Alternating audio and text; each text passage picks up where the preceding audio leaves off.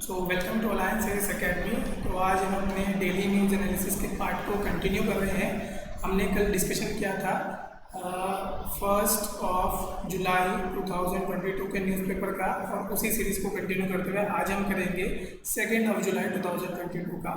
तो आज अगर आप द हिंदू पढ़ेंगे उसमें आपको एक आर्टिकल दिखेगा सेडिशन लॉ शुड गो। तो देखिए इसका बेसिक में बता देता हूँ, उसका बैकग्राउंड क्या है, हम क्यों पढ़ रहे हैं इसको। क्योंकि जो हमारे प्रेसिडेंशियल कैंडिडेट है मिस्टर यशवंत सिन्हा, इन्होंने डिमांड करी है कॉलोनियल एरा के सेडिशन लॉ को रिपील करने की। यानी कि ये चाहते हैं कि जो आपका ये कॉलोनियल एरा का लॉ था 124A ऑफ द आईपीसी में, इसको रिपील कर दिया जाए। तो देखिए सबसे पहले हम पढ़ते हैं कि सेडिशन का मतलब क्या होता है। तो देखिए सेडिशन का मतलब होता है sedition as bringing, attempting to bring hatred और कंटेम्प्ट और एक्साइट्स और attempt to excite disaffection towards the government. यानी कि यहाँ किसके अगेंस्ट बात करी जा रही है, यहाँ पे towards the government and criminalises it. तो यानी कि क्या बात कर रहे हैं कि अगर आप गवर्नमेंट के अगेंस्ट डिसअफेक्शन लाएंगे तो क्या है, क्रिमिनल एक्ट है। तो अगर बात करें, इससे पहले भी सेडिशन के बारे में बहुत से लोगों ने बात करी है, तो देखते हैं उसे।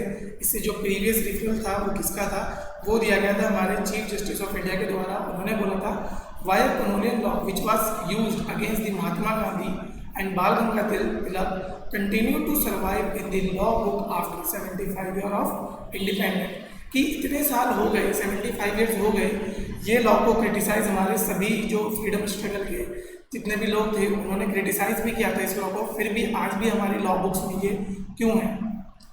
सेकेंड, एक और जो रेफरल किया गया था वो चीफ जस्टिस के द्वारा क्या था, उन्होंने कहा था कि जो सेडिशन है सेक्शन 124A ऑफ आईपीसी में was prone to misuse by the government. तो ये इनका एक कमेंट था कि इसको गवर्नमेंट मिसयूज कर सकती है अपने तरीके से। तो बात करते हैं सेडिशन लॉ की। सेडिशन लॉ की जब हम बात करेंगे तो सबसे पहले हम इसका देखते हैं हिस्टोरिकल बैकग्राउंड। इसको जो इनेक्ट किया गया था वो किया गया था 17वीं सेंचुरी में। कहाँ पर इनेक्ट किया गया था, इंग्लैंड में किया गया था। क्योंकि इस वक्त एक बेसिक जो धारणा वहाँ पर चलती थी कि ओनली सपोर्ट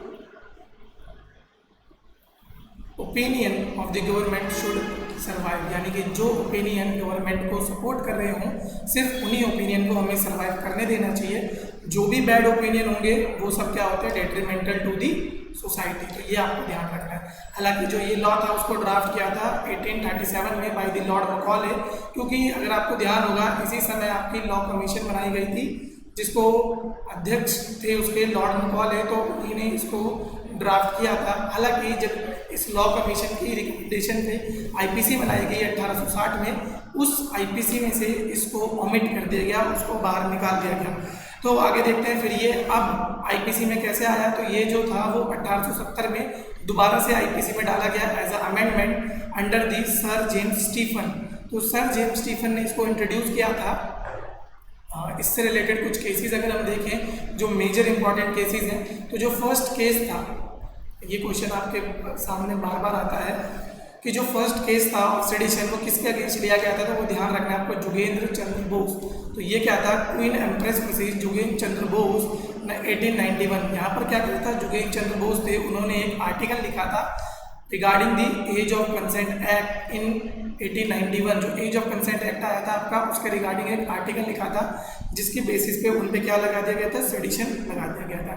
सेकंड, अगर आप इसमें बहुत इंपॉर्टेंट पर्सनैलिटी दिखेंगे वो थे आपके लोकमान्य तिलक 1908। इन्होंने 2 आर्टिकल पब्लिश करे थे, उनकी जो बुक थी केसरी उसमें पब्लिश करे थे, जो जिसका नाम था द कंट्रीज मिसफॉर्चून, और जो दूसरा था the remedies are not lasting. तो इन 2 आर्टिकल के लिए उन पे क्या लगा दिया गया था, सेडिशन लगा दिया गया था। नेक्स्ट जो इंपॉर्टेंट पर्सनैलिटी थी जिनके ऊपर सेडिशन के चार्जेस लगे थे वो थे आपके महात्मा गांधी। इनको यंग इंडिया में लिखे गए एक आर्टिकल के लिए आपका क्या लगा दिया गया था, सेडिशन लगा दिया गया था। अगर आप बात करें अभी की जो प्रेजेंट सिचुएशन है, इसमें अगर आप बात करेंगे सेडिशन, ऑलरेडी मैं आपको इसकी डेफिनेशन बता चुका हूँ कि ये क्या होता है, एक ऑफेंस होता है कमिट किया गया एनी पर्सन। ये आपको एक एक शब्द बाय शब्द याद रखना है। वर्ड्स ईदर स्पोकन और रिटन और by signs, by visual representation और अदरवाइज ब्रिंग और attempt to bring into hatred और कंटेम्प्ट और एक्साइट्स और attempt to excite disaffection toward government establish by law in India. तो यानी कि या तो आप वर्ड्स के द्वारा जो कि आप स्पोकन हो सकते हैं या फिर रिटन हो सकते हैं या फिर कोई भी विजुअल रिप्रेजेंटेशन जिसके थ्रू आप हेट्रेड लाने की कोशिश कर रहे हो अगेंस्ट द गवर्नमेंट, तो वो क्या कहलाया जाएगा, आपका सेडिशन कहलाया जाएगा। Disaffection including disloyalty and all feeling of enmity, however, comments without exciting or attempting to excite hatred, contempt or disaffection will not constitute an offense under this section। यानी कि अगर आप सिर्फ कमेंट कर रहे हैं जिसकी वजह से आपका कोई भी कंटेम्प्ट नहीं हो रहा है, कोई भी हेट्रेड नहीं फैल रही है, तो वो आपके सेडिशन के अंदर बिल्कुल भी नहीं आएगा। हालांकि अगर आप करंट सिचुएशन देखें तो यहाँ पर आप बात करेंगे, there has been an annual rise of 28% in the sedition cases, यानी कि 28% आपके सेडिशन केसेस में राइज देखा गया है between the time period of 2014 to 2020। Compare the yearly average between 2010 to 2014 with 559 cases being filed during this period. अगर आप बात करें इसकी पनिशमेंट कैसी है, ये क्या है, एक नॉन बेलेबल ऑफेंस है, यानी कि अगर आप पे सेडिशन लगा दिया जाता है तो उसके रिगार्डिंग आपको कोई भी बेल नहीं मिलेगी। Punishment under 124A ranges from imprisonment up to 3 year to life term, यानी कि 3 साल से ज़्यादा आपको, और मैक्सिमम कहाँ तक हो सकती है, आपको लाइफ टर्म तक आपको दी जा सकती है। Any person charge with this law is barred from a government job. अगर आप पे ये सेडिशन के चार्जेस लगा दिए जाते हैं तो आप डायरेक्टली क्या हो जाता है, गवर्नमेंट जॉब से एलिमिनेट हो जाते हैं या गवर्नमेंट जॉब से डिस्क्वालीफाई हो जाते हैं।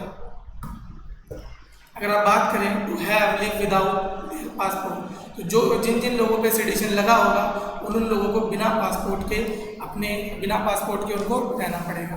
तो ये आपका बेसिक था, करंट सिचुएशन थी। अब बात करते हैं क्या इसके रिगार्डिंग इश्यूज़ हैं या क्या आप देखेंगे कि क्यों सेडिशन एक मेजर प्रॉब्लम की तरह उभर के आ रहा है। तो सबसे पहले बात करेंगे ये क्या है, कॉलोनियल एरा का लॉ है। तो यानी कि अगर आप बात करें इसको लाया किसके द्वारा गया था, ब्रिटिश के द्वारा गया था। और हालांकि इसको during the Indian freedom struggle हमारे कई सारे जो नेता थे, फॉर एग्जांपल लोकमान्य तिलक, महात्मा गांधी, जवाहरलाल नेहरू, भगत सिंह, इन सब ने इसको क्रिटिसाइज किया था through their various speeches, through their various writings.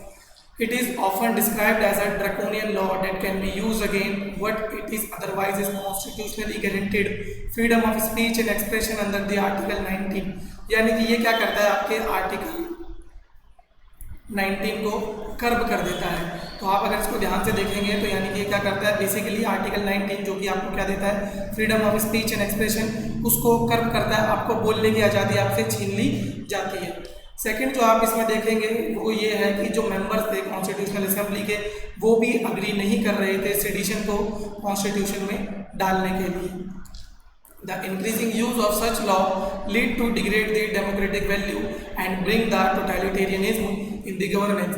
ये भी बहुत सारे एक्सपर्ट के द्वारा माना जाता है कि अगर सेडिशन लॉ इसी तरीके से कंटिन्यू रहेगा तो इससे क्या हो रहा है, जो डेमोक्रेटिक वैल्यूज़ हैं वो डिग्रेड हो रही हैं, और इसकी वजह से क्या हो रहा है, टोटलिटेरियन जो गवर्नेंस में आ रहा है, टोटलिटेरियनिज्म, ये गवर्नेंस में आ रहा है।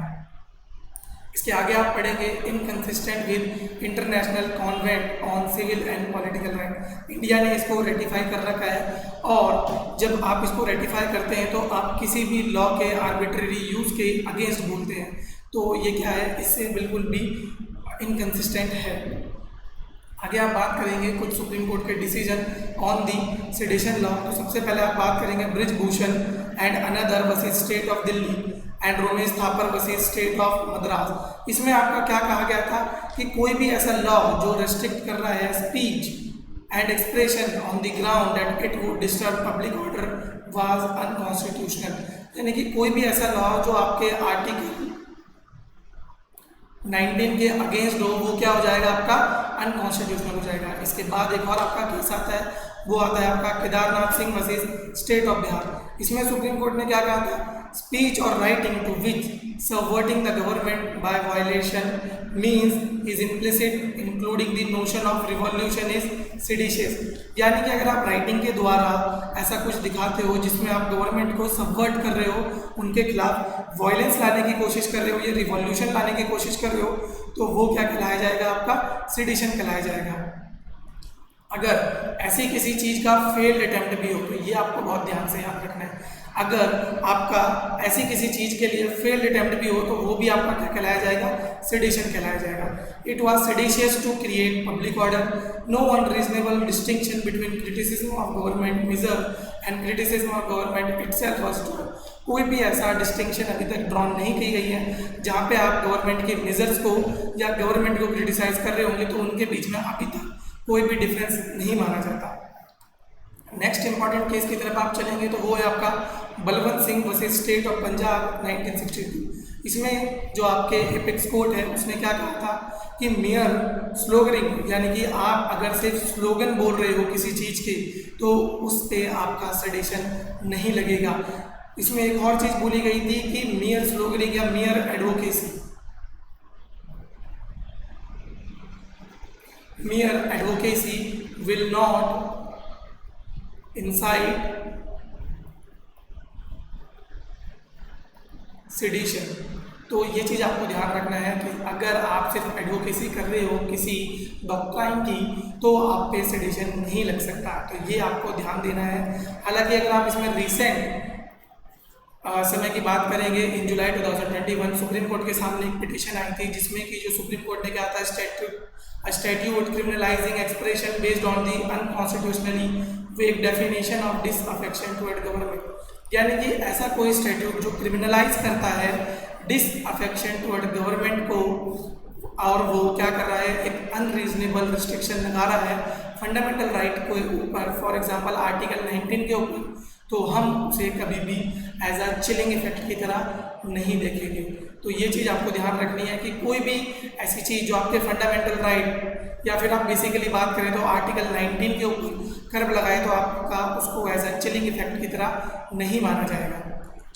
अगर आप बात करें लॉ कमीशन की तो लॉ कमीशन ने ये साफ साफ रिकमेंड किया है कि it is a time to rethink और repeal section 124 clause A of the Indian penal code which deals with the sedition. तो ये आपको ध्यान रखना है। वे अहेड आप खुद पढ़ लेना, इसके नोट्स मैं आपको डिस्क्रिप्शन में प्रोवाइड कर दूंगा, उनको आप डाउनलोड मार सकते हो और उनसे आप अपने नोट्स बना सकते हो। ये नोट्स आपके मेंस में काम आएंगे जब आप आंसर राइटिंग करोगे, क्योंकि मैंने ये जो नोट्स बनाया है ये पॉइंट वाइज बनाया है, तो ये आपके मेंस आंसर राइटिंग में बहुत ज़्यादा हेल्पफुल रहेंगे। सो नेक्स्ट हम अपने नेक्स्ट आर्टिकल पे चलते हैं और इसमें हम बात करेंगे स्वच्छ सागर सुरक्षित सागर कैंपेन। ये जो न्यूज़ ली गई है वो आपके ली गई है PIB से। देखिए द हिंदू के साथ साथ आपके वेरियस अदर सोर्सेज भी लेने इंपॉर्टेंट हो जाते हैं, क्योंकि यहाँ पर क्या होता है डायरेक्ट गवर्नमेंट सोर्सेज से आपका डाटा आता है, तो ये बहुत इंपॉर्टेंट है। तो यहाँ पर ये बात करा जा रहा है India has a rich maritime history. जैसे कि आपको पता ही है इंडिया का जो पेनिसुलर रीजन है वो तीनों तरफ से पानी से घिरा हुआ है। इधर पे आपका अरेबियन सी है, इधर पे आपका बे ऑफ बंगाल है, इधर आपका इंडियन ओशन पड़ जाता है। तो जो मरीन एक्टिविटीज़ हैं वो first mention in the Rigveda, reference to the inter relationship of ocean sea rivers can be found in the Indian Puranas. तो आप इसको इंडियन पुराण्स में भी देख सकते हैं। इंडियन कोस्ट लाइन की बात करेंगे, Indian coastline is around 7516.6 kilometre. Mainland जो इंडिया में है वो है आपका 5422 किलोमीटर और आइलैंड की जो है वो आपकी है 2094। ये क्या दिखाती है, हमारे पास क्या है, वास्ट ओशन रिसोर्सेज हैं। हालांकि इसमें एक और चीज़ जो इंपॉर्टेंट है कि Indian ocean is the only ocean named after a country that is India.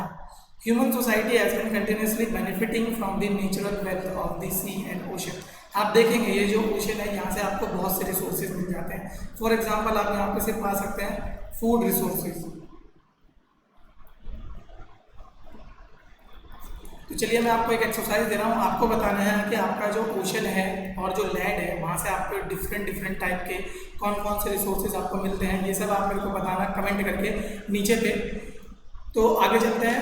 However in the recent time the plastic litre आप बोल सकते हैं प्लास्टिक वेस्ट, जो हम कूड़ा कचरा फेंक देते हैं ना समुद्र में या पानी में, तो उस सबको बोला जाता है plastic litter. Mostly from the land based activities such as tourism, fishing, reach the coast and ocean through rivers and different waterways posing a serious threat to the marine ecosystem।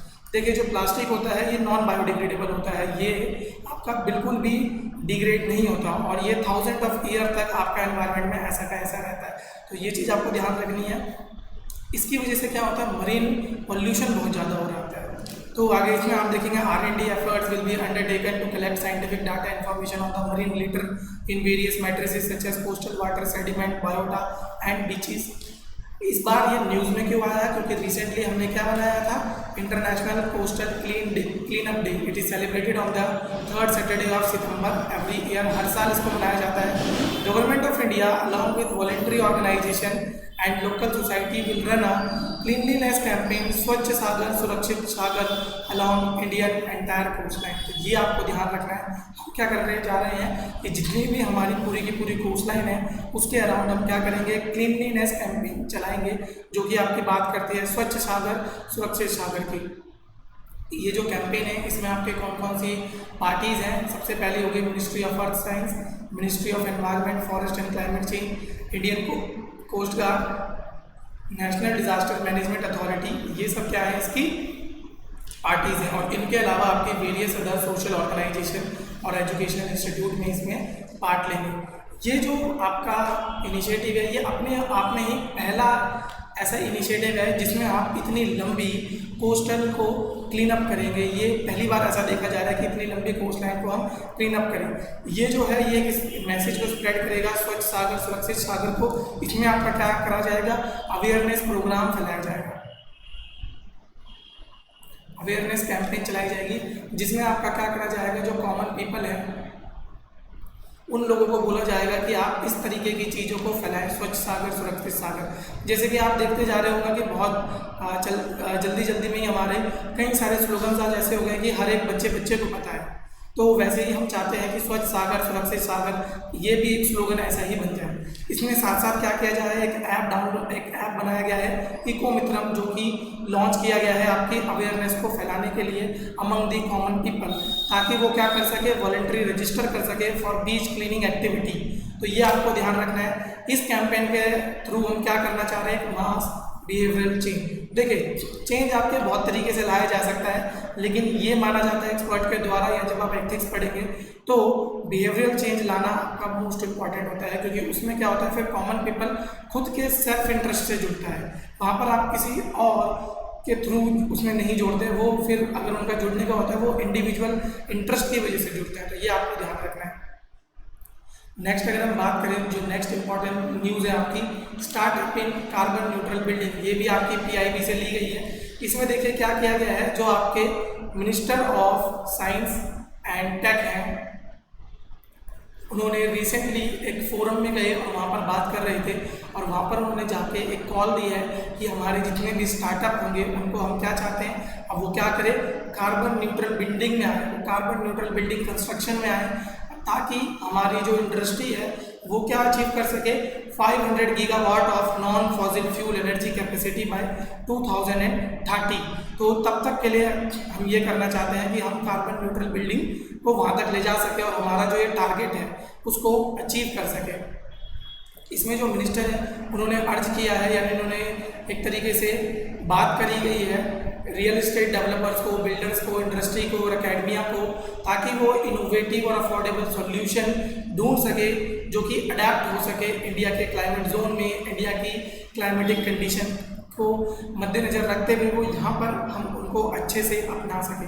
Apart from clean and green building, हमें किस चीज़ पे भी और भी ध्यान देना चाहिए, clean transportation, solar water pump, solar powered refrigeration, clean grid, electric vehicle, इन सब चीज़ों पे भी हमें ध्यान देना चाहिए, ताकि हम क्या कर सकें, इंडिया को एक क्लीन टेक इकोसिस्टम में बांध सकें. तो ये आपको ध्यान रखना है. आगे जब आप बात करेंगे कार्बन न्यूट्रलिटी की, तो कार्बन न्यूट्रलिटी का मतलब ये नहीं होता कि आप बिल्कुल ज़ीरो कार्बन कर दें, नहीं, ये ध्यान रखना है आपको, ज़ीरो कार्बन एमिशन नहीं करना है. यहाँ पर क्या कहा जाएगा कि फॉर एग्जांपल आपने 10 मेगाटन या 10 million ton of carbon emit किया, तो आप क्या कर रहे हैं, 10 मिलियन टन ऑफ कार्बन ही आप इक्वल अमाउंट का कार्बन आप क्या कर रहे हैं, सिक्वेस्टर कर रहे हैं. तो यहाँ पर क्या होगा, जो आपका नेट कार्बन फुटप्रिंट होगा वो क्या हो जाएगा, ज़ीरो. तो यहाँ पर क्या बात करी जाएगी, नेट कार्बन फुटप्रिंट की बात करी जा रही है. तो यहाँ पर आपको ध्यान रखना है, it is referred to achieving net zero carbon emission by balancing a measured amount of carbon release with an equivalent amount of carbon sequester. तो ये आपको ध्यान रखना है.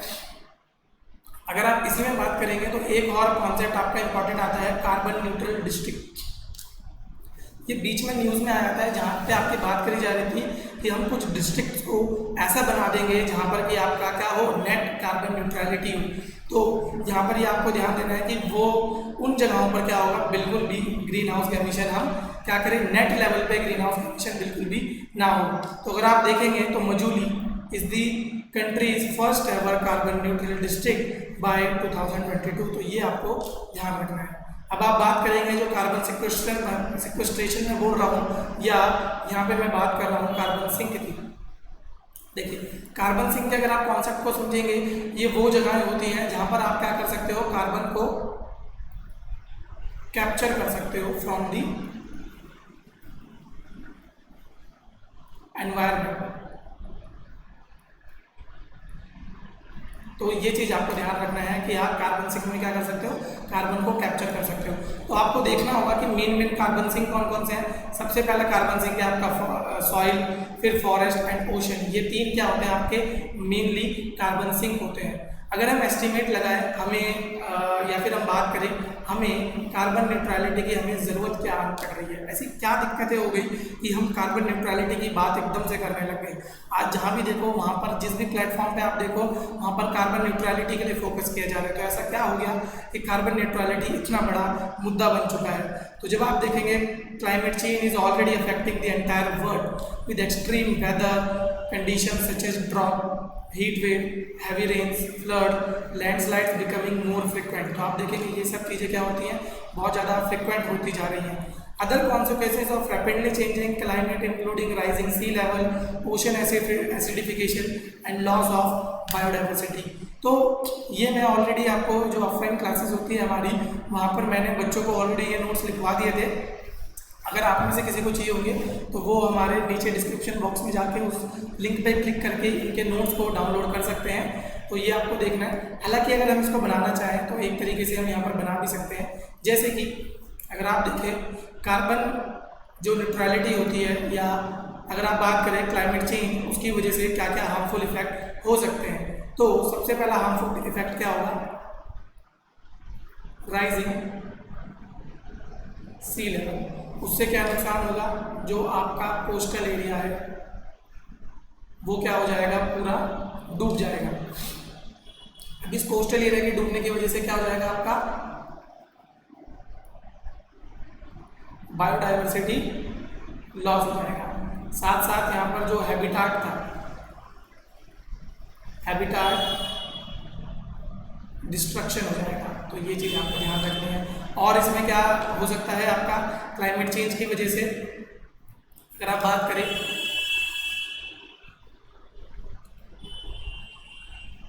Rising the level of pollutant,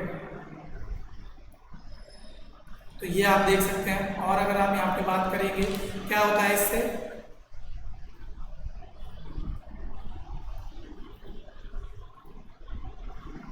marine ecosystem आपका क्या होता है, डिग्रेड होगा।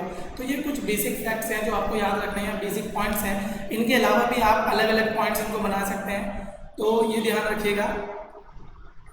अगर आप बात करें, हम एक ऑर्गेनाइजेशन है international panel for climate change IPCC, इसने क्या सजेस्ट किया था कि अगर हमें क्लाइमेट चेंज के इफेक्ट को रोकना है तो हमें क्या करना चाहिए था, हमें 1.5 डिग्री सेल्सियस को क्या बनाना चाहिए था, एक थ्रेशोल्ड लेवल बना देना चाहिए था फॉर दी 21st सेंचुरी, ताकि हम क्या कर सकें, जो क्लाइमेट चेंज के एडवर्स इफेक्ट हमें दिख रहे हैं वो हमें ना दिखे।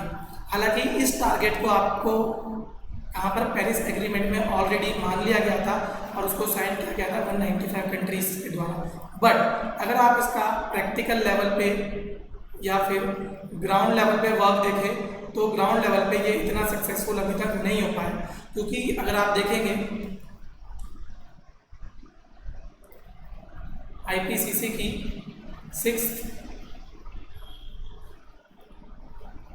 असेसमेंट रिपोर्ट आई थी, उसमें साफ साफ कह दिया गया कि जो क्लाइमेट चेंज था ये क्या हो चुका है, अब इनएविटेबल हो चुका है। ये जो हार्मफुल इफेक्ट हैं ये क्या हो गए, इनएविटेबल हो चुके हैं। ये मैं एग्जैक्ट वहीं की वर्डिंग्स आपको बता रहा हूँ। अब ये क्यों हो चुका है, क्योंकि हमने जो हमारा 1.5 डिग्री सेल्सियस का जो थ्रेशोल्ड था उसको हमने अचीव नहीं कर पाएंगे अपने डिज़ायर टाइम तक। और इन्होंने एक और कंसर्न दिखाई है कि आप ये भी मुश्किल हो सकता है कि हमारा जो सेकेंडरी टारगेट है 2 डिग्री सेल्सियस को अचीव करने का by the mid 21st century, तो यानी कि 2050 तक वो भी हम क्या पता सरपास कर जाए। तो ये आपको ध्यान रखना है, ये पॉइंट आप ध्यान रखना। कभी भी आपको क्लाइमेट चेंज के बारे में लिखना हो तो आप इस रिपोर्ट को वहाँ पर कोट कर सकते हैं। नेक्स्ट हम बात करेंगे, रिसेंटली COP26 हुई थी आपकी ग्लासगो में, जहाँ पर प्रधानमंत्री गए थे और वहाँ पर हमारे प्रधानमंत्री ने जाके क्या करा था, पंचमृत प्लान आपका लॉन्च किया था, जिसमें इन्होंने 5 पॉइंट क्लाइमेट एजेंडा दिए थे। इसमें क्या कहा गया था कि हम 5 ऐसे मेन पॉइंट हैं जिन पे हम फोकस करेंगे, और वो 5 मेन पॉइंट कौन कौन से हैं। पहला तो 500 gigawatt of non fossil fuel capacity by 2030, तो यानी कि 2030 तक हमें 500 गीगावाट हमें किस में से लानी है, नॉन फॉसिल फ्यूल कैपेसिटी से जनरेट करनी है। उसमें से भी क्या करना है हमें, 50% ऑफ इस energy requirement from renewable energy by 2030, यानी कि जितनी भी हमारी अभी एनर्जी रिक्वायरमेंट है उसमें से भी 50% हमें कहाँ से लाना है, आपका रीन्यूएबल एनर्जी से लाना है। थर्ड, इसमें जो बात करी गई है, reduction of the total projected carbon emission by 1 billion ton from now to 2030, यानी कि आज से मिला के फॉर से 2021 से मिला के 2030 तक हमें क्या करना है, इस टाइम पीरियड में हमें 1 बिलियन टन ऑफ CO2 या कार्बन एमिशन को हमें क्या करना है, रिड्यूस करना है। Reduction of carbon intensity of the economy by 45% by 2030 over the 2005 level, यानी कि 2005 के लेवल के हिसाब से जो कार्बन इंटेंसिटी है हमारी उसको हमें 45% से कम करना है। And the last and the most important, achieve the target of net zero emission by 2070, जो मैं ऑलरेडी आपसे बात कर ही रहा था। देखिए, अगर आप इसमें बात करेंगे तो वेरियस कंट्रीज ने वेरियस टारगेट लिए हैं। फॉर एग्जाम्पल, अगर आप यूरोप की बात करें तो यूरोप ने ये जो नेट कार्बन न्यूट्रलिटी या नेट जीरो एमिशन का जो टारगेट लिया है वो 2050 तक लिया है। आप चाइना की बात करेंगे तो चाइना ने लिया है 2060 तक, और इंडिया की जब आप बात करेंगे तो इंडिया ले रहा है 2070 तक का। अब इसमें भी कुछ कंसर्न रेज किए गए थे वेरियस ग्लोबल इंस्टीट्यूशन द्वारा कि इंडिया इतना लेट टारगेट क्यों ले रहा है। तो इसमें इंडिया ने क्या बोला था, इंडिया की तरफ से ये स्टेटमेंट आया था कि because we are developing country. और अगर आप बात करें अभी जो क्लाइमेट में पॉल्यूटेंट्स हैं या अभी जो क्लाइमेट चेंज आपको दिख रहा है वो सब किस वजह से हो रहा है, जो इंडस्ट्रियल रिवोल्यूशन किया गया था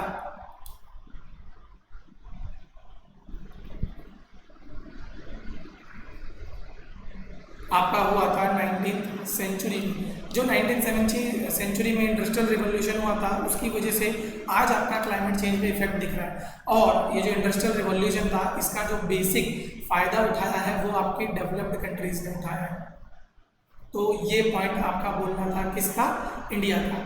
तो नेक्स्ट हम चलते हैं और आज के आखिरी टॉपिक पे, ये द हिंदू से उठाई गई है और इसमें क्या बात करी गई है, जो हमारे चेयरपर्सन है नेशनल ह्यूमन राइट कमीशन के, उन्होंने क्या कहा है, जो इंडिया की न्यूक्लियर डॉक्ट्राइन है वो क्या दिखाती है, हमारी पास्ट आइडियोलॉजी को दिखाती है। यानी कि पास्ट में हमारा जो कल्चर था, हमारी जो आइडियोलॉजी थी, उसी चीज़ को हमने कैरी फॉरवर्ड किया है और आज के टाइम पे भी हम अपने न्यूक्लियर डॉक्ट्राइन में भी उसी आइडियोलॉजी को लेके चल रहे हैं। तो इसमें देखेंगे हम क्या क्या हमारी आइडियोलॉजीज थी, जैसे कि इसमें देखेंगे आप, ये थी कि prohibits the use of mass destruction, यानी कि हम शुरू से ही जो ऐसे वेपन्स हैं जो कि मास डिस्ट्रक्शन करते हैं, जो कि वर्क करते हैं किसके अगेंस्ट दी ह्यूमैनिटी, जो कि वर्क कर रहे हैं आपके अगेंस्ट दी ह्यूमैनिटी, उन वेपन्स को हम बिल्कुल भी यूज़ ना करें। और यही चीज़ आपकी देखी गई थी महाभारत में भी और रामायण में भी। चलिए अब बात करते हैं इंडियन न्यूक्लियर पॉलिसी की। तो जो इंडिया की जो न्यूक्लियर पॉलिसी है उसकी बात करने से पहले हम बात करते हैं इंडिया में जो न्यूक्लियर प्रोग्राम है वो कब से स्टार्ट हुआ था। तो जब आप बात करेंगे, जो फर्स्ट न्यूक्लियर टेस्ट हुआ था 1974 में, उसको नाम दिया गया था स्माइलिंग बुद्धा। और ये कौन से प्राइम मिनिस्टर के कार्यकाल के दौरान हुआ था, ये हुआ था आपके इंदिरा गांधी जी के दौरान। तो ये आपको ध्यान रखना है, इंदिरा गांधी के दौरान हुआ था ये, और ये हुआ था आपके कहाँ पे, पोखरण में। तो आपको ध्यान रखना है, पोखरण आपका कहाँ पर पड़ती है, पोखरण साइट आपकी कहाँ है, ये आपकी पड़ती है राजस्थान है। तो ये कुछ बेसिक फैक्ट्स हैं जो आपको हमेशा याद रखने चाहिए। नेक्स्ट, उसी जगह पर पोखरण में ही हमने पोखरण सेकंड नाम से टेस्ट किया था और यहाँ पर हमने लगातार 5 न्यूक्लियर टेस्ट किए थे बिटवीन 11 to 13 मई ऑफ 1998। इस समय हमारे प्रधानमंत्री कौन थे? इस समय जो हमारे पीएम थे वो थे आपके अटल बिहारी वाजपेयी। तो ये थे इस समय प्रधानमंत्री, और इन्होंने ये जो आपका पोखरण सेकंड किया था इसको एक ऑपरेशन का नाम दिया गया था। इसका जो कोड नेम था वो था आपका ऑपरेशन शक्ति। अच्छा, मैं आपको एक होमवर्क दे रहा हूँ, आपको क्या ढूंढना है? आपको ढूंढना है मिशन शक्ति, क्योंकि मिशन शक्ति अभी रिसेंटली न्यूज़ में आया था। एक तो ये हो गया मिशन शक्ति, फिर नेक्स्ट आप देखिएगा मिशन या फिर